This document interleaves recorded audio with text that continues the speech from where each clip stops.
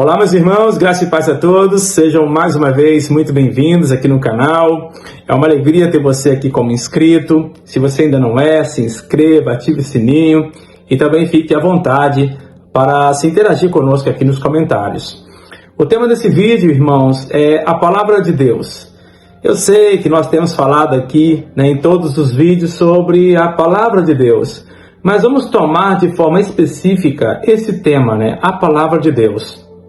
E embora nós sejamos servos de Deus, homens e mulheres de Deus, servos do Senhor, mas nós sabemos e temos visto o quanto essa palavra é negligenciada, não é buscada como deveria e deve ser buscada, não é degustada, podemos dizer assim, porque a palavra de Deus é o alimento da nossa alma, alimenta o nosso espírito e nos prepara também, é claro, para os grandes enfrentamentos desta vida, porque a palavra de Deus é a armadura de Deus para esses enfrentamentos, para essas guerras espirituais que nós enfrentamos, já que a nossa guerra, como diz a palavra, não é contra o homem, não é contra carne e sangue, mas é contra anjos caídos, contra demônios.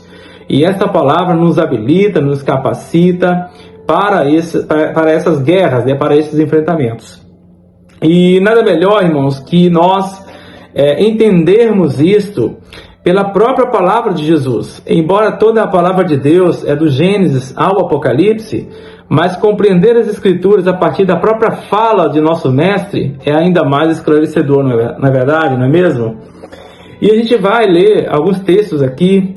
A gente vai tomar como base esse texto de Lucas, capítulo 24, verso 44, onde tem na própria epígrafe, no próprio tema, no título, Jesus explica as Escrituras. Como é bom isso, Veja como é claro, como facilita o nosso entendimento, e a gente vai ver do porquê que Jesus vai estar falando isso. Olha, a seguir, Jesus lhes disse: são estas as palavras que eu vos falei, estando ainda convosco.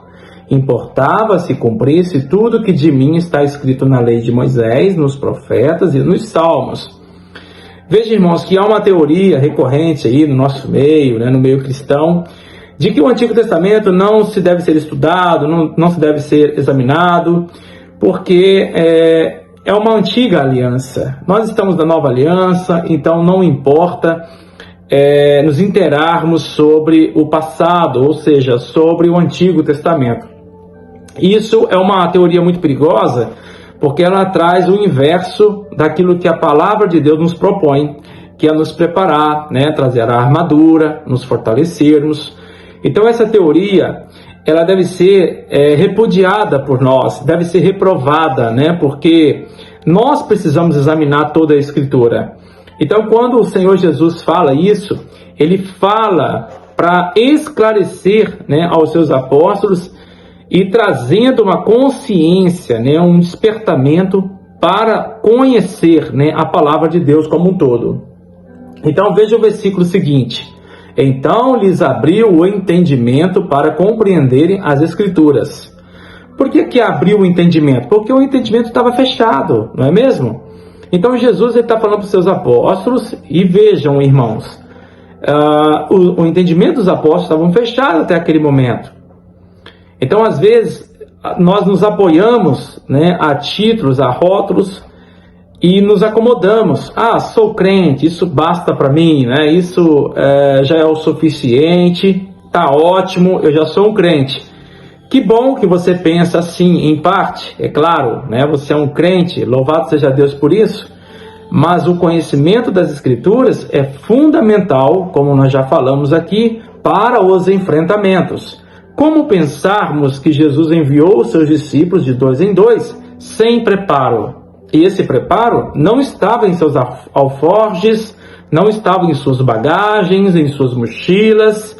Ou seja, o preparo, a preparação desses apóstolos não consistia em bens materiais, em armaduras físicas, mas na palavra de Deus. Então o Senhor prepara o seu povo, fortalecendo-os na sua palavra. Nós precisamos ouvir a palavra de Deus, irmãos, e aprendermos com a palavra de Deus. Lá no outro texto também de João, capítulo 5, verso 46, Jesus vai dizer assim: porque se de fato cresces em Moisés, também crerias em mim, porquanto ele escreveu a meu respeito. Se porém não credes nos seus escritos, como crereis das minhas palavras? Veja que esse texto aqui, ele está em paralelo ao outro contexto, quando Jesus estava explicando para os apóstolos a questão da valorização dos escritos, né, de Moisés, nos profetas e também nos salmos. E agora Jesus vai falar aos fariseus, né, o seu público ali são os fariseus, que estavam ali se levantando contra ele, como se Jesus estivesse reprovando os escritos de Moisés.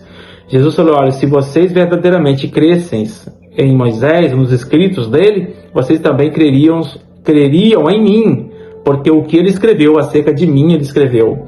Então veja como é importante nós conhecermos o Antigo Testamento, porque assim, né, o fazendo, você vai estar conhecendo acerca de Jesus. Como isso é importante, como isso é necessário para todos nós que cremos no Senhor. Então, quando nós ouvirmos, irmãos, o Antigo Testamento não deve ser estudado, não deve ser examinado, vamos reprovar com essa autenticidade que a própria palavra nos dá, né? Com essa verdade que são as Escrituras. Veja que o Apocalipse mesmo, irmão, como nem sempre ele foi chamado assim, nominado assim, porque a gente vê no próprio versículo 1 do Apocalipse dizendo assim: revelação de Jesus Cristo, que Deus lhe deu para mostrar aos seus servos as coisas que em breve devem acontecer, e que ele, enviando por intermédio do seu anjo, notificou a seu servo João. Então veja, irmãos, que quando alguém fala, né, como eu já ouvi muito, e você deve também ter ouvido, o Apocalipse não é para a igreja, não é para o nosso conhecimento, porque a partir do capítulo 4 não se menciona, né, o nome igreja, mas a partir do 19 volta-se a falar da igreja. Olha o quanto de capítulo, o quanto de contexto que acaba sendo abolido, né, na fala e na consciência de tantos irmãos. Isso é muito perigoso, porque está tirando a palavra, e tirar a palavra, como nós podemos ver lá em Efésios capítulo 6, é tirar a armadura do crente, né? É tirar o alimento necessário para a vida daquele que crê no Senhor. Isso é muito perigoso. Então, Apocalipse não está na heresia se referir a esse livro assim, né? Apocalipse. Até porque Apocalipse vai estar se referindo aos eventos finais, né, aos eventos que antecedem a própria vinda de Cristo, e a gente vê isso claramente nos relatos, né, da profecia desse livro, né, Apocalipse. Mas o nome que a gente deve observar desse livro é Revelação de Jesus Cristo. E isso já sugere ainda mais, dá ainda maior força para que a gente entenda que nada no Apocalipse deve ser tirado, nem da nossa fala e nem tampouco do nosso coração, da nossa crença como igreja. Por quê? Porque é a revelação de Jesus Cristo. E quando nós olhamos e nos atentamos a essa expressão, revelação de Jesus Cristo, isso vai nos arremeter a toda a Escritura, porque toda a palavra é uma revelação do nosso Senhor Jesus Cristo, que começa aonde? No Gênesis, né? No Gênesis capítulo 1, verso 1, que diz que no princípio criou Deus os céus e a terra, no princípio. E a gente sabe que Jesus é o princípio e o fim, o alfa e o ômega, o primeiro e também o último. Então temos que tomar esse cuidado e termos esse zelo de afirmarmos ainda mais o nosso comprometimento com a palavra e a nossa inteireza de coração em firmar a nossa fé, se basear sempre nas Escrituras e não no que nós temos ouvido aí de tantos teólogos, né, de tantos homens que são pseudos homens nos seus ensinos, né? Estão ensinando coisas mentirosas, falsas, e nós não podemos comer, não podemos aceitar esses alimentos estragados. São comidas azedas, né? Comidas que não importam para nós, que não vão fazer bem para nós. E como é que nós vamos conseguir rejeitar, né, esses pseudos ensinos, essas palavras que não vêm do coração de Deus? Através da palavra de Deus, através da revelação de nosso Senhor Jesus Cristo. Então, irmãos, veja como isso é perigoso. A gente pode ver isso em Apocalipse mesmo, né? no capítulo 22, trazendo a conclusão do livro, no versículo 18, vai dizer assim: olha, eu, a todo aquele que ouve as palavras da profecia deste livro, testifico.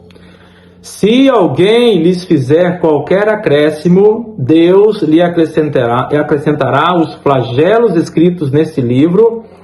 E se alguém tirar qualquer coisa das palavras do livro desta profecia, Deus tirará a sua parte da árvore da vida, da cidade santa e das coisas que se acham escritas neste livro.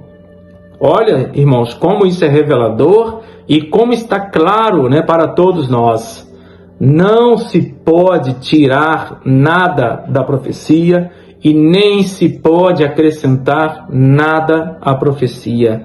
A palavra de Deus, ela está expressa nas Escrituras. Os pensamentos de Deus estão aqui expostos diante de nós para que nós nos alimentemos das intenções de Deus para a nossa vida, para o nosso coração, para a nossa vivência. Paulo vai dizer lá em 2 Timóteo, ele vai escrever a seu filho na fé, dizendo, no capítulo 3, verso 16, um texto também muito conhecido pela igreja, onde ele vai dizer: toda a Escritura é inspirada por Deus e útil para o ensino, para a correção, para a repreensão e para a educação na justiça, a fim de que todo homem seja perfeito e perfeitamente habilitado para toda boa obra. Meus irmãos, eu sei, da intenção que nós temos e carregamos de fazer aquilo para agradar o Senhor, tocarmos o violão, cantarmos um louvor, pregarmos a sua palavra, limpar os templos, sair para evangelizar, que esta é a missão, ir a toda criatura e pregar o evangelho. Queremos fazer tudo para agradar o Senhor, mas, meus irmãos, sem a orientação da palavra, nós não vamos agradar o Senhor, e nem tampouco sermos aceitos pelo Senhor, porque a obra feita fora do Senhor não é aceita pelo Senhor. Então o Senhor, Ele quer nos transformar através da sua palavra, para que tudo o que fizermos seja aceito pelo Senhor. Essa palavra, ela é transformadora, ela nos edifica no edifício que o Senhor tem nessa terra, que é a sua igreja. Todos nós estamos nesse edifício que é construído através da palavra de Deus, através dos ensinos de Jesus. Então, se você quer agradar a Deus, se nós quisermos agradar a Deus, nós temos que ter esta premissa, Nós precisamos ter isso como base, a palavra de Deus. Cristo é o verbo vivo. Cristo é o pão vivo que desceu do céu. E ele vai dizer para Pedro: olha, tu és Pedro, e sobre esta pedra, onde Pedro vai fazer a confissão, que Jesus é a pedra, ele é a rocha. Jesus vai dizer: sobre esta rocha edificarei a minha igreja. Então, essa edificação, esta igreja, ela precisa estar em Cristo. Nós somos a igreja, nós estamos em Cristo. E Cristo, Ele é a rocha, Ele é o pão que nos alimenta, Ele é a palavra que nos orienta e que nos ensina e que nos transforma dia após dia para uma vida que agrada a Deus, que Deus aceita e recebe. E falando em receber, a gente se lembra do arrebatamento da igreja. Nós seremos recebidos pelo Senhor nos ares. Como isso é maravilhoso, como enche o nosso coração de esperança e de alegria pensarmos no nosso encontro, com o Senhor nos ares. Tudo isso, irmão, está muito bem harmonizado, está muito bem consolidado nas Escrituras, porque a palavra de Deus nos prepara para esse grande dia do Senhor. Fique nessa palavra, seja tocado por essa palavra, sinta-se despertado a ouvir e entender esta palavra. Para terminarmos aqui, me lembro aqui quando Jesus falou aos seus apóstolos sobre a parábola do trigo e do joio, e os apóstolos, e todos ali, quando ouviram essa parábola, apenas os apóstolos chegaram até Cristo em particular e perguntaram para ele: Mestre, o que o Senhor quis dizer com esta parábola? O que o Senhor quis dizer quando o Senhor falou do trigo e falou também do joio?